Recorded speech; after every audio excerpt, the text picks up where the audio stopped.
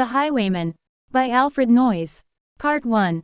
The wind was a torrent of darkness among the gusty trees. The moon was a ghostly galleon tossed upon cloudy seas. The road was a ribbon of moonlight over the purple moor. And the highwayman came riding. Riding. The highwayman came riding, up to the old inn door. He'd a French cocked hat on his forehead, a bunch of lace at his chin, a coat of the claret velvet, and breeches of brown doe skin. They fitted with never a wrinkle. His boots were up to the thigh. And he rode with a jeweled twinkle. His pistol butts a twinkle. His rapier hilt a twinkle, under the jeweled sky. Over the cobbles he clattered and clashed in the dark inn yard. He tapped with his whip on the shutters, but all was locked and barred. He whistled a tune to the window, and who should be waiting there but the landlord's black-eyed daughter. Bess, the landlord's daughter, plaiting a dark red love knot into her long black hair. And dark in the dark old inn yard a stable wicket creaked, where Tim the ostler listened. His face was white and peaked. His eyes were hollows of madness, his hair like moldy hay. But he loved the landlord's daughter. The landlord's red-lipped daughter.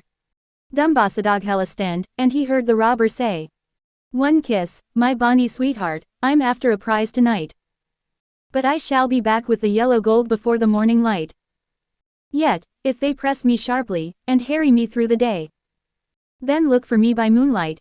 Watch for me by moonlight. I'll come to thee by moonlight, though hell should bar the way." He rose upright in the stirrups. He scarce could reach her hand. But she loosened her hair in the casement. His face burnt like a brand, as the black cascade of perfume came tumbling over his breast. And he kissed its waves in the moonlight. Oh, sweet black waves in the moonlight. Then he tugged at his rein in the moonlight, and galloped away to the west. Part 2. He did not come in the dawning. He did not come at noon. And out of the tawny sunset, before the rise of the moon, whence road was a gypsy's ribbon, looping the purple moor. Ardcoat troop came marching. Marching. King George's men came marching, up to the old inn door. They said no word to the landlord. They drank his ale instead. But they gagged his daughter, and bound her, to the foot of her narrow bed. 'Twift them knelt at her casement, with muskets at their side. There was death at every window, and hell at one dark window. For Bess could see, through her casement, the road that he would ride. They had tied her up to attention, with many a sniggering jest. They had bound a musket beside her, with the muzzle beneath her breast. "Now, keep good watch." And they kissed her. She heard the doomed man say, "Look for me by moonlight. Watch for me by moonlight. I'll come to thee by moonlight, though hell should bar the way." She twisted her hands behind her, but all the knots held good. She writhed her hands till her fingers were wet with sweat or blood. They stretched and strained in the darkness, and the hours crawled by like years. Till, now, on the stroke of midnight. Cold, on the stroke of midnight. The tip of one finger touched it. The trigger at least was hers. The tip of one finger touched it. She strove no more for the rest. Up, she stood up to attention, with the muzzle beneath her breast. She would not risk their hearing, she would not strive again. For the road lay bare in the moonlight. Blank and bare in the moonlight. And the blood of her veins, in the moonlight, throbbed to her love's refrain. Teelot, teelot, teelot, teelot. Had they heard it, the horse hoofs ringing clear? Teelot, teelot, teelot, teelot, in the distance. Were they deaf that they did not hear? Down the ribbon of moonlight, over the brow of the hill, the highwayman came riding. The red coats looked to their priming. She stood up, straight and still. Teelot, teelot, in the frosty silence. Teelot, teelot, in the echoing night. Nearer he came and nearer. Her face was like a light. Her eyes grew wide for a moment, she drew one last deep breath. Then her finger moved in the moonlight. Her musket shattered the moonlight. Shattered her breast in the moonlight and warned him, with her death. He turned, he spurred to the west, he did not know who stood. Bowed, with her head o'er the musket, drenched with her own blood. Not till the dawn he heard it, and his face grew grey to hear. How Bess, the landlord's daughter, the landlord's black-eyed daughter, had watched for her love in the moonlight, and died in the darkness there. Back, he spurred like a madman, shrieking a curse to the sky. With the white road smoking behind him and his rapier brandished high. Blood red were his spurs in the golden noon, wine red was his velvet coat. When they shot him down on the highway. Down like a dog on the highway. And he lay in his blood on the highway, with a bunch of lace at his throat. Dot, dot, dot. And still of a winter's night, they say, when the wind is in the trees. Whenth moonis a ghostly galleon tossed upon cloudy seas. Whenth rode as a ribbon of moonlight over the purple moor. A highwayman comes riding, riding, riding. A highwayman comes riding, up to the old inn door. Over the cobbles he clatters and clangs in the dark inn yard. He taps with his whip on the shutters, but all is locked and barred. He whistles a tune to the window, and who should be waiting there but the landlord's black-eyed daughter. Bess, the landlord's daughter. Plaiting a dark red love knot into her long black hair. Summary. Part 1 begins on a windy, moonlight night in the moors. A highwayman rides up to an inn. He is well dressed in a French cocked hat, lace at his chin, a velvet coat, leather breeches and thigh-high boots. His jewelry and weapons twinkle in the night. When he arrives, he taps at the shutters, but all is locked. When he whistles, the landlord's black-eyed daughter Bess appears at the window, braiding a red, love knot, line 18, into her hair. Meanwhile, Tim the ostler who loves Bess, is eavesdropping on their conversation.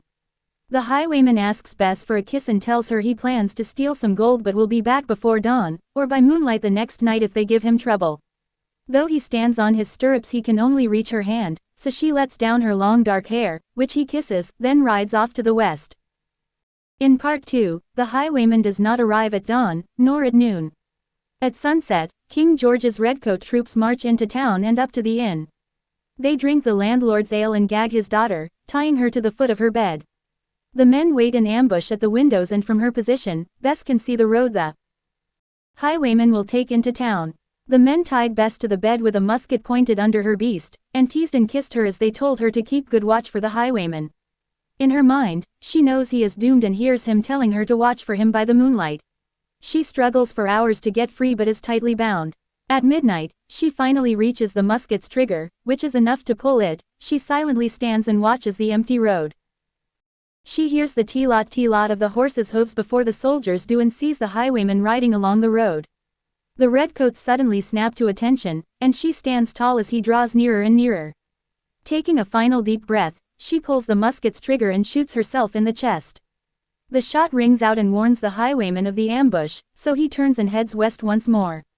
In that moment, he is unaware it was Bess who surrendered herself, but at dawn, he learns of her sacrifice and rides back to town, enraged and heartbroken. By noon he has been shot down on the highway. In the last two stanzas of the poem, the speaker recounts how it is said that on a windy, moonlight night in the moors, the highwayman's ghost comes riding down the road to the inn door. He taps on the windows with no answer, and when he whistles a tune, the ghost of the landlord's black-eyed daughter appears, waiting for him and braiding the red love knot into her hair. Structure of the Highwayman. The Highwayman, by Alfred Noyes Poems, is a three-part poem that is divided into one set of 6 stanzas, another of 9, and a final concluding 2-stanza section. The stanzas are all 6 lines long, known as sestets. The sestets follow a simple rhyme scheme of AABCCB, changing end sounds from stanza to stanza as the poet saw fit. The meter is a little more complicated. There are 6 sets of 2 beats per line, known as hexameter. But the stress, or emphasis, moves. Sometimes Noyes uses anapaists and sometimes he uses iambs. Poetic techniques in the Highwayman. Noyes makes use of several poetic techniques in the Highwayman.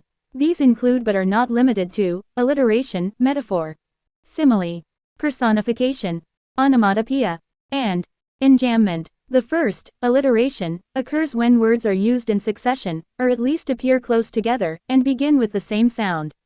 This technique appears numerous times throughout the poem. For example, landlord, lipped, and love, in the last lines of stanza 3 of part 1. A metaphor is a comparison between two unlike things that does not use, like, or, as also present in the text. When using this technique, a poet is saying that one thing is another thing, they aren't just similar. Noyes uses 3 in the first stanza of The Highwayman. He compares the moon and wind to the sea, and the road to a ribbon of moonlight. Another important technique commonly used in poetry is enjambment. It occurs when a line is cut off before its natural stopping point. Enjambment forces a reader down to the next line, and the next, quickly. One has to move forward in order to comfortably resolve a phrase or sentence. For example, the transition between lines 1 and 2 of the fourth stanza of Part 1. The poet also uses repetition, such as in the use of the phrases, "stroke of midnight," and "the muzzle beneath her breast." Imagery can also be seen in phrases like, "as the black cascade of perfume came tumbling over his breast." Analysis of the Highwayman.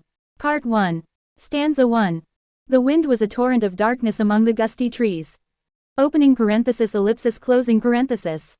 The highwayman came riding, up to the old inn door. In the first stanza of The Highwayman, the speaker begins by describing the wind, the moon, and the road. Noyes uses metaphors to outline what each of these is like. The wind is a torrent of darkness, alluding to the movements of a river or other powerful, moving body of water. In the second line, he compares the moon to a ghostly galleon that appears like a galleon, or large ship, that's being tossed upon the clouds. This brings the image of water into the poem again and the cloudy seas. The third metaphor compares the road to a ribbon of moonlight that is running over the purple moor. The road is an important part of the poem that plays a major role later on. It appears to shine in amongst the previous darker images. Along the road comes the main character of the poem, the highwayman. Noyes uses repetition to emphasize the movement of the man and his horse. He is riding, riding, riding. He comes all the way up to the inn. Stanza 2. He'd a French cocked hat on his forehead, a bunch of lace at his chin. His rapier hilt a twinkle, under the jeweled sky. In the second stanza, the description of the highwayman begins.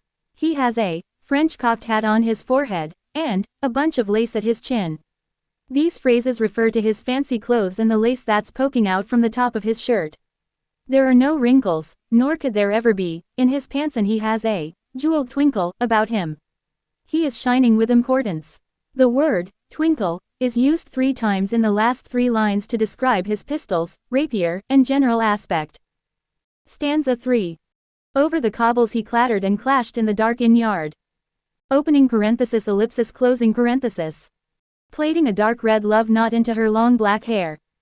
Noyes makes use of alliteration in the first line of the third stanza in order to mimic the sound of the highwayman's movements over the cobblestones. He taps on the shutters, but there is no answer.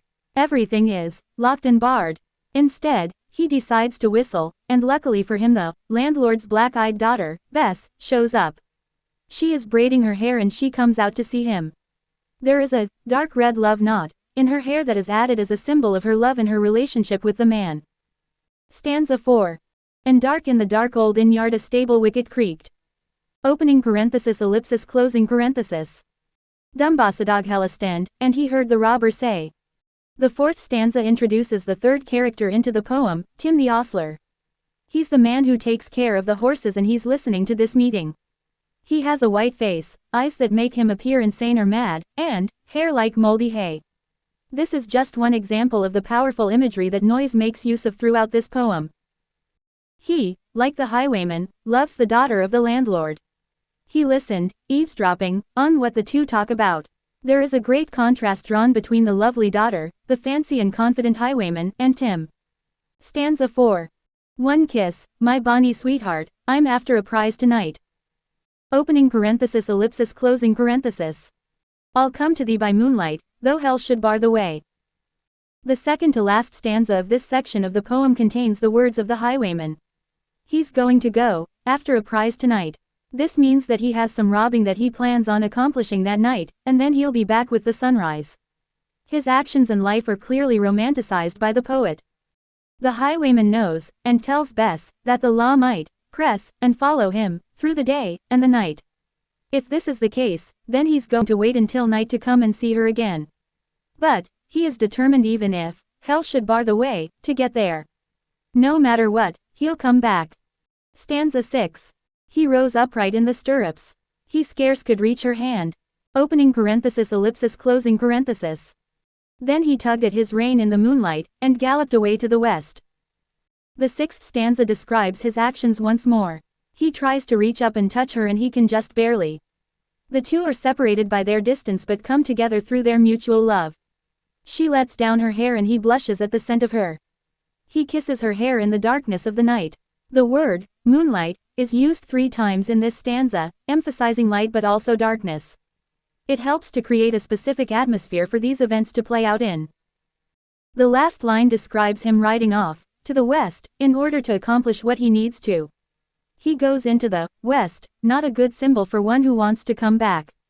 The west is often used to represent death and the afterlife, as that is the direction in which the sun sets. Part 2. Stanza 1. He did not come in the dawning. He did not come at noon. Opening parenthesis ellipsis closing parenthesis. King George's men came marching up to the old inn door. The second section of The Highwayman begins with the statement, he did not come in the dawning. When the sun rose he wasn't there as he intended to be. Nor was he there at noon or at the setting of the sun. This is not a good sign, especially considering the determination he showed in the previous stanzas. It was not until the rise of the moon that he appeared. The speaker notices that rather than the highwayman coming up the road he sees a red coat troop marching. They resemble a gypsy's ribbon of red coming across the moor. They are King George's men, and come right up to the old inn door. Stanza 2. They said no word to the landlord. They drank his ale instead. Opening parenthesis ellipsis closing parenthesis. For Bess could see, through her casement, the road that he would ride. The men do not talk to the landlord as they probably should, but they do drink his ale. They gagged his daughter, and bound her to the foot of her narrow bed. These are the villains of the story, men who are certainly going to throw a wrench in the happy relationship that played out in the previous stanzas. The men are setting up an ambush, waiting for the highwayman to return. There is hell at every window, meaning that at any the highwayman could be shot and killed. Terribly, Bess can see out a window the exact spot her lover will return. Stanza 3. They had tied her up to attention, with many a sniggering jest. Opening parenthesis ellipsis closing parenthesis. I'll come to thee by moonlight, though hell should bar the way. The men snigger and joke as they do their job. They are pleased with themselves and cruel taunt the young woman. Bess's mind is on her doomed man, who she recalls saying, "Watch for me by moonlight." She knows that he could come at any moment. Stanza 4. She twisted her hands behind her, but all the knots held good. Opening parenthesis ellipsis closing parenthesis. The tip of one finger touched it. The trigger at least was hers. In the fourth stanza, the narrator describes how Bess tries to twist her hands out of the ropes. She struggles, but she does get free. Rather than escape from the room, she decides she's going to reach for a gun. The trigger at least was hers. The last line declares. Stanza 5. The tip of one finger touched it. She strove no more for the rest. Opening parenthesis ellipsis closing parenthesis. And the blood of her veins, in the moonlight, throbbed to her love's refrain. Bess gets up, has the gun, and has it pressed to her breast. She moves as quietly as possible, trying to keep the men from hearing her. She would not strive again, the third line says. Noyes repeats the word, moonlight, 3 times again in this stanza. There is also a good example of alliteration with the repetition of words beginning with B. There is a focus in the last lines on the beating of Bess's heart and the blood in her veins. Stanza 6. Teelot teelot, teelot teelot. Had they heard it, the horse hoofs ringing clear. Opening parenthesis ellipsis closing parenthesis. The redcoats looked to their priming. She stood up, straight and still. In the 6th stanza, there is the sound of horse hoofs ringing clear. They're coming up the path, from the distance, just as Bess and the soldiers predicted. But it does not appear that the soldiers realize what the sound is. The highwayman is riding up the road again just as he did in the first stanzas. There is again an emphasis on the word, riding. Finally, the redcoats realized what was happening. Bess is prepared to put into action her plan. Stanza 7. Teelot teelot, in the frosty silence. Teelot teelot, in the echoing night. Opening parenthesis ellipsis closing parenthesis. Shattered her breast in the moonlight and warned him, with her death. The tension is building in these lines as the poem reaches its climax. Still, it is unclear what Bess is trying to do. It is in the last lines of this stanza that becomes clear. She decides to shoot herself in the breast in order to warn him with her death. This is the action of a very desperate person. Stanza 8. He turned, he spurred to the west, he did not know who stood. Opening parenthesis ellipsis closing parenthesis. Had watched for her love in the moonlight, and died in the darkness there. It was at the sound of the gunshot that he ran, back to the west from which he came. He doesn't know what it was, but the narrator does, and the scene is a gruesome one. It was the next day that he heard what had happened. His face grew gray to hear that his lover had died. Stanza 9. Back, he spurred like a madman, shrieking a curse to the sky. Opening parenthesis ellipsis closing parenthesis. And he lay in his blood on the highway, with a bunch of lace at his throat. The highwayman goes back to the inn the next day after hearing what happened to Bess. He's terribly angry and feels as though he should take revenge. He rides and curses the sky. The highwayman also has his sword at the ready, prepared to kill the redcoats that caused her death. The highwayman, as one might expect, is killed by the soldiers at the inn. He goes down like a dog on the highway. The white lace turns red at his throat. Conclusion. Stanza 1. And still of a winter's night, they say, when the wind is in the trees. Opening parenthesis ellipsis closing parenthesis. A highwayman comes riding up to the old inn door. The last two stanzas of the poem are in italics, symbolizing that they come after the main events outlined in Part 1 and Part 2. These lines describe how after the events of the poem the ghosts of the two lovers still reappear around the inn.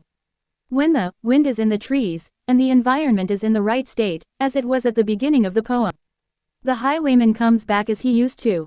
Stanza 2. Over the cobbles he clatters and clangs in the dark inn yard. Opening parenthesis ellipsis closing parenthesis. Plaiting a dark red love knot into her long black hair. Just like in the past, when the two were alive, he tried to get into the inn. These lines are almost word for word those that came at the beginning of the poem. Bess is there just as she used to be, except now they are both dead. This is a hopeful and warm image at the end of the poem.